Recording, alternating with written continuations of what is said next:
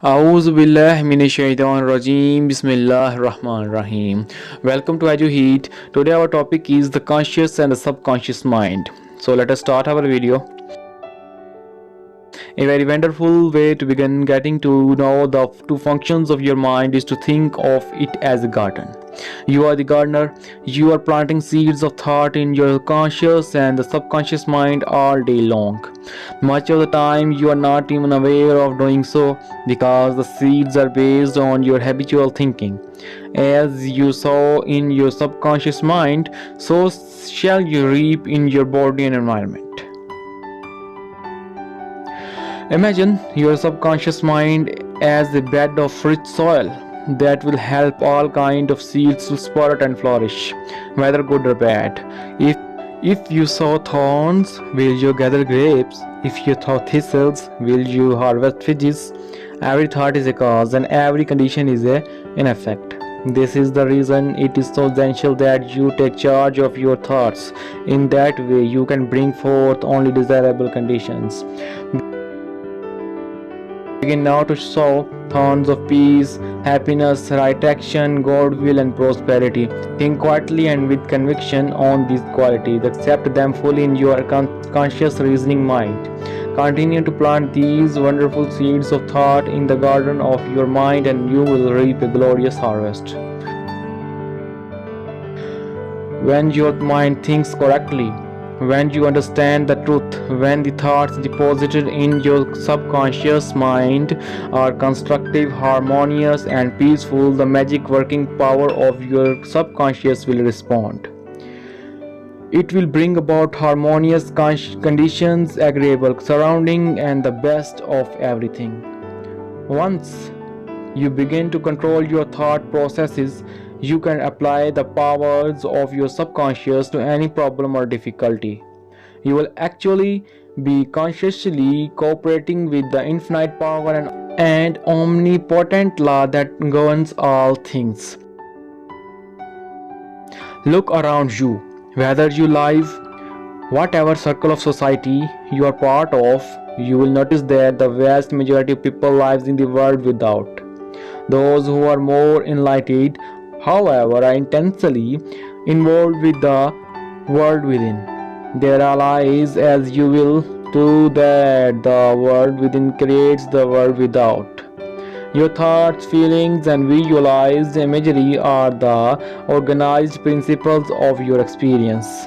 The world within is the only creative power.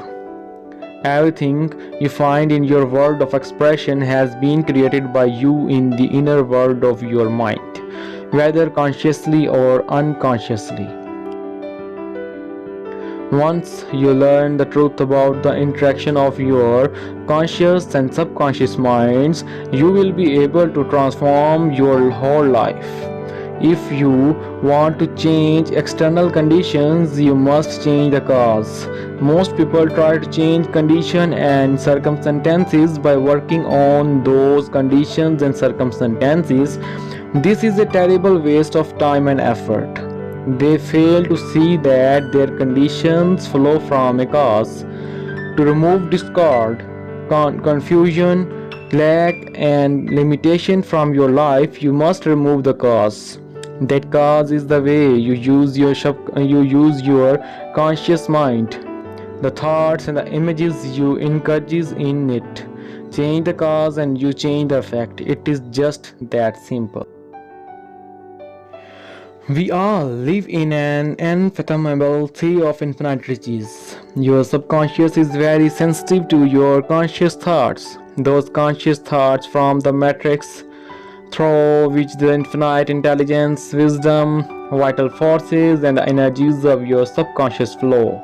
Shape that matrix in a more positive direction, and you redirect those infinite rich energies to your greater benefit. Each video of this channel gives concrete, specific illustrations of how to apply the laws of mind. Once you learn to use these techniques, you will experience abundance instead of poverty, wisdom instead of superstition, and ignorance, peace instead of inner strife, success instead of failure, joy instead of sadness, light instead of darkness, harmony instead of discord, faith and confidence instead of fear. Could there be any more wonderful set of blessings than these? No.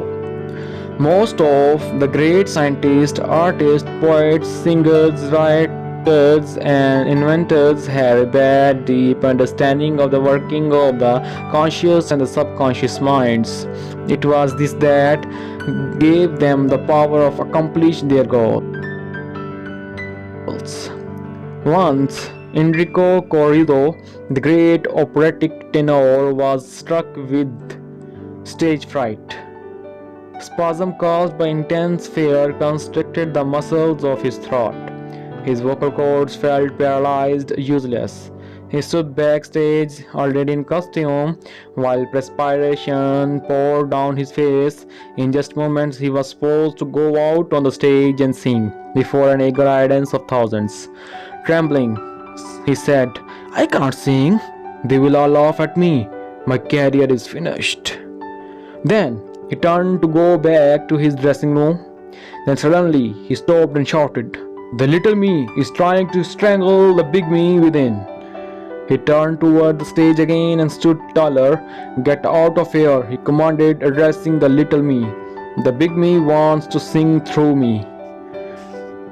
By the big me, Chorizo meant the limitless power and wisdom of his subconscious mind. He began to shout, get out, the big me is going to sing." His subconscious mind responded by releasing the vital forces within him. When the call came, he walked out on stage and sang gloriously and majestically. The audience was enthralled.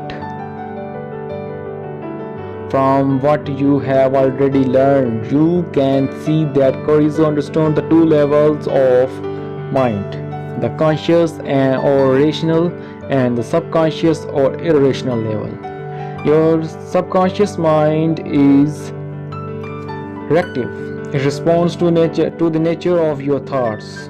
When your conscious mind is full of fear, worry, and anxiety, the negative emotions these create in your subconscious mind, the big me, are released.